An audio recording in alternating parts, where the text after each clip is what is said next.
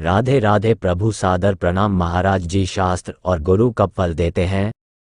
शास्त्र एवं गुरु कब फल देते हैं? जब अहंकार त्याग कर उनकी आज्ञा पर समर्पित हो जाते हैं। जब अहंकार त्याग कर उनकी आज्ञा में समर्पित हो जाते हैं तो चाहे वो संत हो या शास्त्र हो, वो फलीभूत हो जाते हैं। जब अहंकार करके मनमानी आचरण करते हैं तो शास्त्र स्वाध्याय निष्फल, संत सेवन निष्फल। व संत शंकर कहते नहीं कि दीपक तरे अंधेरा उनके समीप हो, आप और उनकी आज्ञा का पालन नहीं करते तो आप में प्रकाश नहीं होगा, आप अंधेरे पर रहेंगे। और आप 100 कोष दूर हो लेकिन उनकी आज्ञा का पालन करते हो, आप में फल प्रकाशित हो जाएगा। शास्त्र स्वाध्याय कर रहे हो आप 10, 20 अध्याय भागवत के पढ़ रहे हो लेकिन एक भी बात नहीं मान रहे, मनमानी आचरण कर रहे हो तो फल की प्राप्ति नहीं होगी। जो फल प्रकाशित होता है वह उसके अनुसार चलने पर होता है।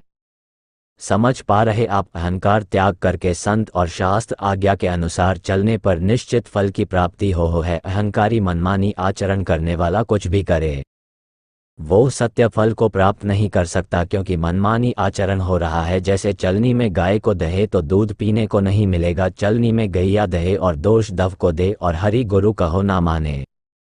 शास्त्र दो के ही है, या तो हरि बोल रहे हैं या कोई महापुरुष बोल रहा है तो हरि और गुरु कहे न मान तो अपनों ही फल ले। उसका जीवन ऐसे होगा जैसे चलनी में कोई गाय दो है, चलनी में गाय दोने पर एक बूंद पीने को नहीं मिलेगा। तो ऐसे ही शास्त्र स्वाध्याय कर रहा है, संत संग कर रहा है पर मनमानी आचरण कर रहा है अहंकार के कारण, तो उसको फल की अनुभूति नहीं होगी। जैसे अभी कुछ समय पहले एक आय बताया कि 40 साल से हम गीता अध्ययन कर रहे हैं, गीता का प्रचार प्रसार भी कर रहे हैं, लेकिन जब से हम सत्संग सुना आपका, मुझे अनुभव हुआ कि मुझे कुछ नहीं मिला। तो कम से कम भगवान की इतनी कृपा की सत्य बात तो समझ में आ रही है उनकी कि मुझे कुछ अनुभव तो ऐसा क्यों अनुभव में क्यों नहीं आया। उनका प्रश्न यही था कि अनुभव में के तो अनुभव में इसीलिए है कि आप शास्त्र तो बोल रहे हैं, दूसरे को सुना रहे हैं, लेकिन कोई न कोई छेद है। ऐसे कहा, अगर हम उनकी आज्ञा के अनुसार गीता की नहीं चलते, भागवत के अनुसार नहीं चलते, संत महापुरुषों के अनुसार नहीं चलते तो हम फल को नहीं प्राप्त कर पाएंगे।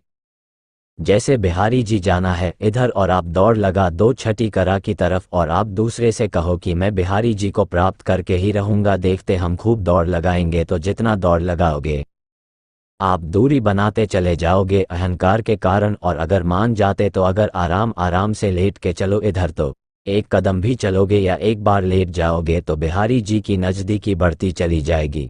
तो शास्त्र और सद्गुरु की आज्ञा का पालन भगवान की नज़दीकी है, और उनकी आज्ञा के विरुद्ध दौड़ लगा रहे हो, बहुत मेहनत कर रहे हो पर विपरीत दिशा में जा रहे, इसलिए फल की अनुभूति नहीं होगी।